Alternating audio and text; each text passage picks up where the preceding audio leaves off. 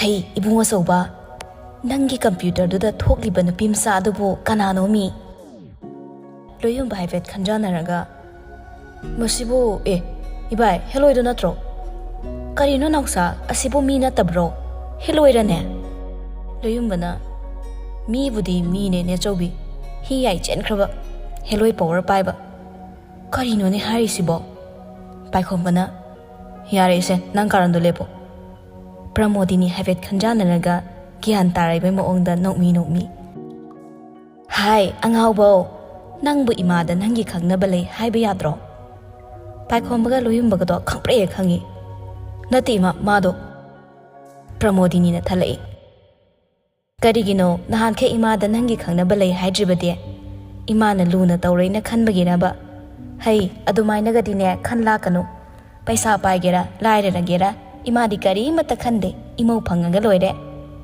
Loyum bana Eiffel Tower dagi hena wangba akhoi ne chobi antenna ni Paikhom ba saurang na lauri thokro salo ai thawai am chile chalo Paikhom na tan badagi loyum maga Pramodini ga do mapan da thorakle Hai nauksa nang na bai ga khangnari banu pidubu kari maming kauge kari lamdagi no khangbra ba khangde da ne chobi ai horen ibai da tapna themaga hangdorage ani do wari sana thongminarakle Naucha asida phamni basibo imong natrane Loyum basu Pramodini na hairi ba mai ke adom da yeng thorak pada waiting area de henthoi bi phamlaga leiram bada ure Loyum ba marai bu paraga matha sana of matang di cha de henna Pramodini di henthoi bi ginak ta changsin kre oh ne jogbi soire as luire dana Pramodini na ibema henthoi bi na ai bure ima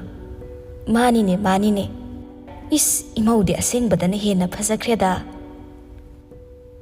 Henthoi bi wakhalda koino toro isina yengoi nangi na mingdi kari kawe Henthoi bi kawe ima saksu chudana tanane mingsi yauni hek phasakre Henthoi bi noksinare loyum bana ne jobe Henthoi bi loyum ba ubada tingak maingak nana yengi Hai nauksa Asuk nungsikraba phasakraba imausibo nangi na bai nan han makai aingon da tak thoktana thamlam ni bani ne ne chawbe da thoro oba loi soina ba tare mi sinara ne me haina loyum ba mani bo chingthoi kai no mi nausa amta yelakino se ima go wari ngak ta sanau kige ibai da hana pa amta piru kiseba aduga thoraga ne ko na sanara la si hainaga loyum ba da puraga Pramodini mabani Paikhom bagi cabin room da changai Paikhom bana heng dagi nang thabak join tawba yarni khagem bana thank you sir loyum ba thongsil dagi ibai manung da leram bani do thonglom ning thorai kedora Pramodini prapap changak laga ibunga soba imaula auren he Paikhom ba loyum ba da yenglei loyum ba su chumme hai bagi ma ongda mangak no mai Paikhom bana khagem ba please excuse us Sida thokraga assistant director Saraski da thiro Funny sir Si hairam laga khage mama pan thorakle mapan thorak pada henthoi bina cabin room da la pa ure khage manok fetau sinle henthoi beng hak mun na yengamaga tamo se nongma agi khonga sembi ki patamo da natro mani nang su sida pubro pudri da interview ya walak pani khala di nungai ni da ibani punna pumina na ba khangde da paisa so pi khidam ni na khage mane sengdori sidadi paisa lauraga thabak hapti company sidadi midugi qualification amadi sincerity yenglaga select tobani tamoge thengna saba yam nungai sare good luck henthoi bi no fit taranga thank you henthoi bi Paikhom magi ka gi thong do thillaga hapet inli may I come in sir Pramodini na haima imau sang edana la karigi leptana leiri bano Pramodini na henthoi bi bursing silaga sofa da phamalli Paikhom ba sogo laklaga loyum bagi na ta changsilaga khonjel tapna kaino tawdu sibo ai su khangdi bai kain ungdi tawsida sibo yarareda ai kem khangzadre ko ne chawbi mo ongsiga ai awada leijare ima se nang nan ta khara thema puthokro aingon da loi insin biraba pilamani loyum bagi laibak sidi bako Pramodinide henthoi da nungsi nungsinaga wari sabiri poni ibema nangnedi khangamaroi ai se paikhomagi mamani ne nangina na nem henthoi bi wakhalda kanano paikhomba isina amuk asi kokchak ani sina sida mu kedorami ba kaidi hanubi no basibo imo kaina ai oina ngawra chatoreda loyum bai pe chingnaga ne chaubi ya ai gi nungsibi ne chaubi driver do ngai ba da waram mani ba hakam wa challaga ne onthok na wana leram mani ba nga gi ngai sanu kaino gari da sapot ya hobani adu saraga leram mu hai kho asne chaubi ingit ta khangna se me ingit ta Pramodini sa gyan tawi mo ongda hoi ni naksa ho thosi ibe mo nang gyan ta na wari sana horoko ima mu chatlo khige si haira maga Pramodini thokre thongna naksa ai bo sai phau da thilora la ye jobi I'm coming doyum ba sutan chare khanna khotna chen kre pai khomana doyum ba nang kha thu chango doyum ba chan chat lawrami ai na pang mu koi re bai makhoi ni chatkre henthoi bi su phamlambadagi fu hogalaklaga kaino asibu kanano pai khom ba habet khode maga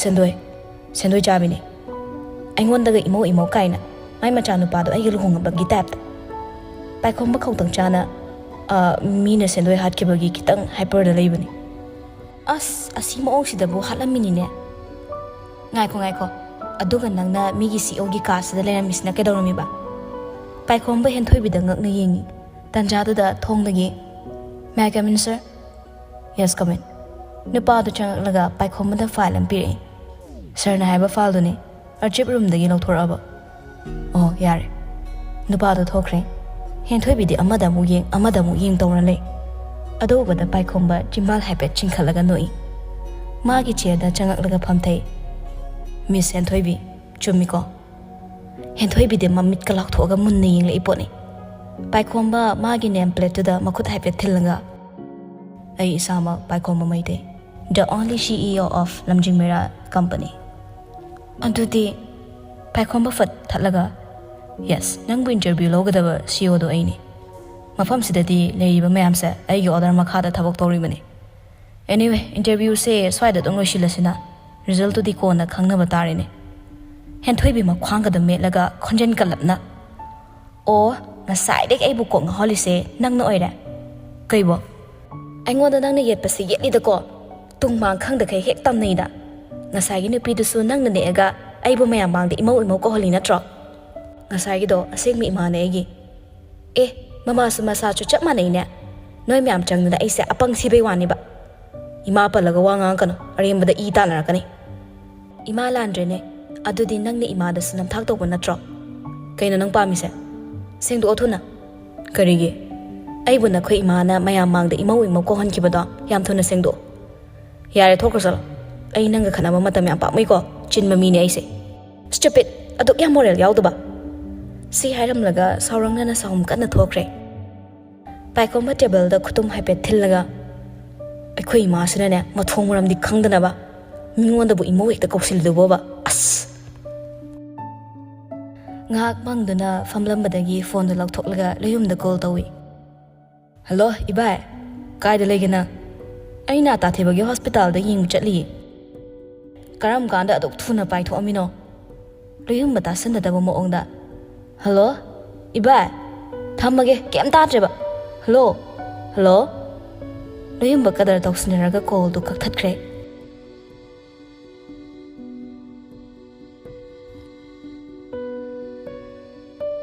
Numit khara lai thaki baga drawing room da famlaga nungdingi news bulletin do bolong khara lai khatlaga yinglami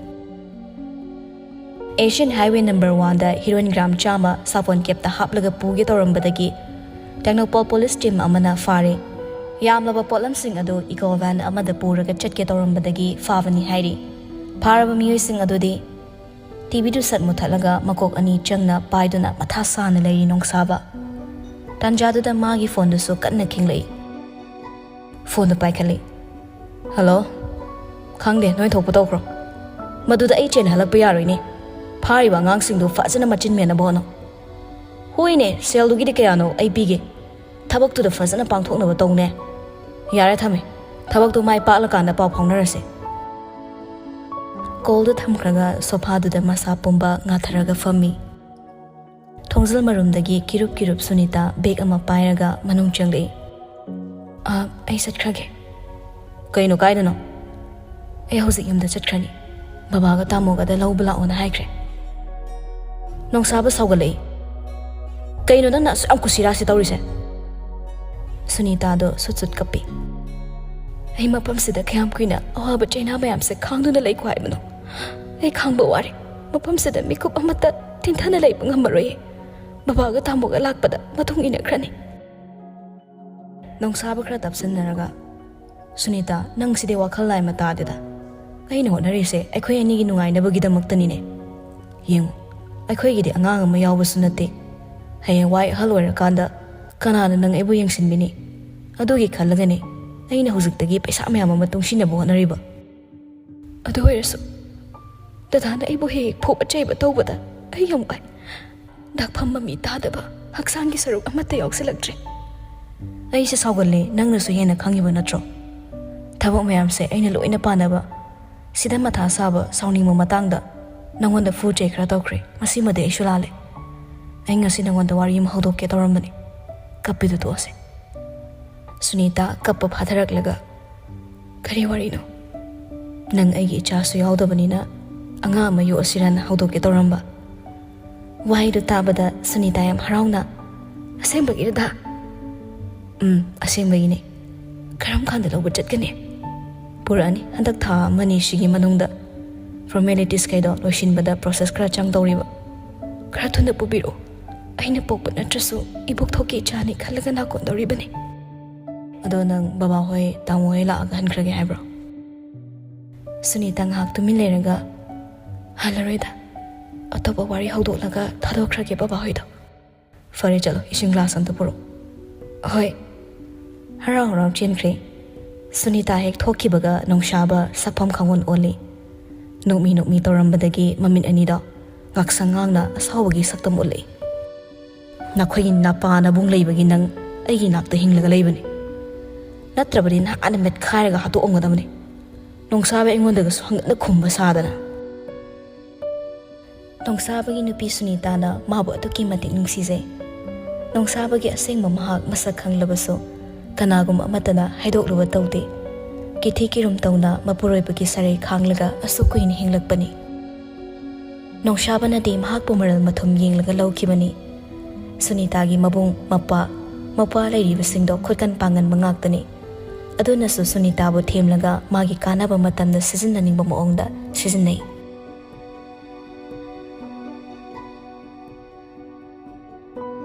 ꯑꯃꯔꯣꯝꯗ ꯂꯣꯌꯨꯝꯕ hospital ꯌꯧꯔꯛꯂꯦ ꯍꯟꯗꯛꯇꯤ counter ꯅꯨꯄꯤꯈꯩꯗꯣ ꯑꯗꯨꯗꯒ ꯑꯣꯟꯁꯤꯜꯂꯝꯗ꯭ꯔꯦ direct ꯍꯦꯛꯇ ꯐꯣꯡꯅ ꯊꯕꯥꯁꯅꯥꯕꯨ ꯊꯤꯔꯛꯂꯦ ꯀꯣꯟꯅ ꯊꯪꯗ ꯊꯕꯥꯁꯅꯥꯗꯣ ꯃꯈꯨꯠꯇ ꯀ꯭ꯂꯤꯞꯕꯣꯔꯗ ꯑꯃ ꯄꯥꯏꯔꯒ doctor ꯅꯣꯡꯌꯥꯏꯒ ꯄꯨꯟꯅ ꯊꯣꯛꯃꯤꯟꯅꯔꯛꯂꯦ ꯂꯣꯌꯨꯝꯕ ꯊꯕꯥꯁꯅꯥ ꯎꯕꯗ ꯅꯣꯛꯐꯦꯠ ꯇꯧ ꯑꯗꯨꯕꯨ ꯊꯕꯥꯁꯅꯥꯗꯤ ꯀꯩꯒꯨꯝꯕ ꯑꯦꯛꯁꯄ꯭ꯔꯦꯁꯟ ꯑꯃꯠꯇ ꯄꯤꯔꯛꯇꯦ ꯅꯣꯡꯌꯥꯏꯅ ꯁꯤꯁꯇꯔ ꯊꯕꯥ ꯀꯩ ꯍꯥꯏꯕꯤꯒꯗꯕꯅꯣ ꯗꯣꯛꯇꯔ ꯑꯩꯁꯦ ꯄꯔꯁꯣꯅꯦꯜ ꯑꯣꯏꯕ ꯋꯥ ꯑꯝꯇ ꯍꯥꯏꯖꯔꯛꯀꯦ ꯇꯧꯕꯅꯤ ꯍꯦꯛꯇ ꯍꯥꯏꯕꯤꯌꯣ ꯑꯩꯈꯣꯏꯁꯦ ꯃꯐꯝꯁꯤꯗ ꯀꯨꯏꯅ ꯁꯥꯡꯅ ꯑꯗꯨꯝ ꯂꯣꯏꯅꯔꯗꯧꯔꯕꯅꯤ ꯑꯗꯣ ꯑꯩꯈꯣꯏ ꯀꯨꯏꯅꯕꯁꯦ ꯇꯣꯛꯁꯤꯗ ꯀꯩ ꯀꯥꯏꯒꯦ ꯊꯕꯥꯁꯅꯥ ꯅꯣꯛꯐꯦꯠ ꯇꯧꯔꯒ ꯀꯩꯁꯨꯝ ꯀꯥꯏꯗꯦꯌꯦ ꯗꯣꯛꯇꯔ ꯂꯥꯞꯅ ꯌꯦꯡꯗꯨꯅ ꯂꯩꯔꯤꯕ ꯂꯣꯌꯨꯝꯕꯗꯤ ꯊꯕꯥꯁꯅꯥꯅ ꯑꯇꯣꯞꯄ ꯂꯝꯂꯥꯟꯕ ꯑꯃꯗ ꯃꯣꯃꯣ ꯃꯤꯅꯣꯛ ꯎꯠꯈꯤꯕꯗꯨꯒꯤ ꯂꯩꯕ ꯌꯥꯁꯤꯜꯂꯛꯇ꯭ꯔꯦ ꯈꯣꯏꯗꯧ ꯁꯥꯎꯅꯤꯡꯂꯛꯏ ꯊꯕꯥ ꯁꯨꯃꯥꯏꯅꯗꯪ ꯀꯧꯔꯒꯦꯀꯣ ꯍꯣꯏ ꯀꯥꯏꯗꯦꯌꯦ ꯗꯣꯛꯇꯔ ꯂꯣꯌꯨꯝꯕ ꯄ꯭ꯔꯕꯞ ꯆꯪꯉꯒ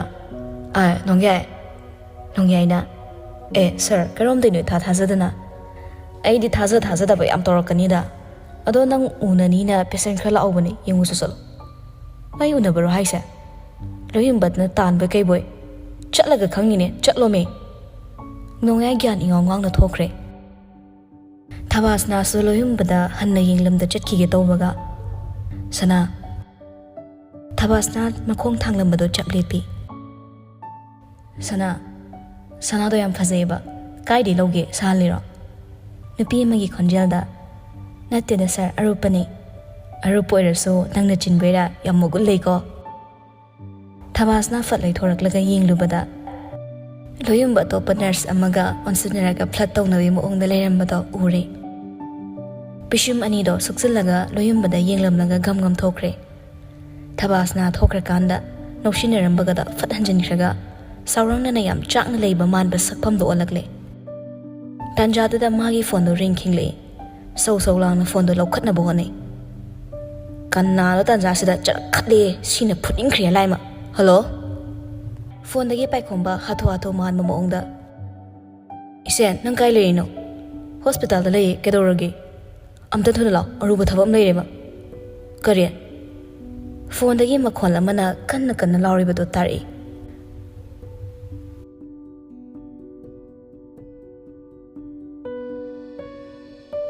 Pramodini khonjel hauna sang duna ngagli. Ai toge, ima toge. Nangna na mai sondana haibi karesne ima haige. As ima yareba. As katoganu ko. Phone to hozima ima do phone tawo. Mathomaram khangdane mingonda imo hekta kausilur do bukai ginoba. Aigi imo da imo kausabada mapa kanana madore chindorige. Imo sanane sana. Ti lavane aidi. Ikwi dana loyumbasu mapandagi law changli. Ibai, ne chobi. Isen, sombre. Loyumbasu makoina leiba ka do da changli. Mahe ubaga Pramodini mangonda monsile. Nauksa, nang na bai se haina tana yadi nang khra ngangamo. Kai toknarage. Yingoi nauksa, aibu nang na bai gi phatana ba tawgadra haibanida. Mana mama aina haiba wasibo asukyamda indriba sibo. Loyumba manebu thim na bhonaragle. Ne chobi ibai samda thim gise. Ne chobi kul amta cool down. Pramodini tapthar e khazikta. Ho nangna ne khara men ta na wari do saramo. Ne sobi ne nangi hei mahira kaino thakna bam ta lobiru khige. Hairam laga harau chenkhre. Loyumba sor sangna makhol thokna hon laga sofa da phamtharagle. Ha, aina ngak tang manguba sida. Swaida kontugon ga thuo leirame haba. Kaino kontugon haide. Ta kabole inausa gi dialogue ni kontugon gana. Si hainaga sitha nokre. Dillen made hendo anga daram su yauna pulap lensilaba. Aina somna mathak na sari. Ne chobi kai haino. Ho, amado warisana ge phone to haiba. Kana no ma haibo. As hello nu pido. Loyumba gyan tare moongda. Oh, hello ido khoi ne chobina wari sana ge haide ge ge. Paikhom ba haifen nganglaga. Lohong bai wa hdu kani. Loyumba khangno nong thori. Perfect couple ha phana bu nai ni ne mara gi chi oirade. Nei ya do higat pa haibune sat pa soi roina. Aina di somda thabak thadat laga tak nei gi na khalli. Maming bu kai kauge. Paikhoma table da lei ba file da loyumba da yeng haibagi moong da insilagle. Loyumba so file do yeng na. Henthoibi qualification BBA. Wow, madiam tin na yomi oira lerama ba. Ai di khara thapa mafam dai oiba du da adum pahing hingba mi ga madure. Kande bai mi so fattaba na te lai su so ai ne chobi na pamjaba su pamjaba koi ge question lo da. Ade kok chak piduga ai ga kamai koina doiba. Hai be wani ibai su chakpagi di amhani da. Tanjada da Pramodini hai mai pusilaktuna changi. Se hai mai thaksi. Nupi thiwa yadrabani ne nama hanubigi seba langjaba taba. Paikhomba fogolaga thokre. Loyumba hai mai glass ama paikhatlaga thokpa howi. Nabai ga kari hainare. Fazana wari sarabani ne jobi. Ibai se wakhal tarabani kem warono. Ado imaudubu amuktang di unaningine. Matam su laisilaktre. Makoy ani imung manunga ne sakang mai khangnaraga. Luhong khongdo mugi wa hudoke haina khalamiba. Luhong ba stage studi ngai khoda khra thumale. Ne jobi gi hello sorry iche go na program do madi nongmo matam jaba kanda ai fix toragi. Hoine nangna phari haibado tawro. Ado yara di khara thuna unanaba siluko. Hoi ne jobi ado ibai dai thokre na hayu ko. Si hairam maga loyumba chatkre.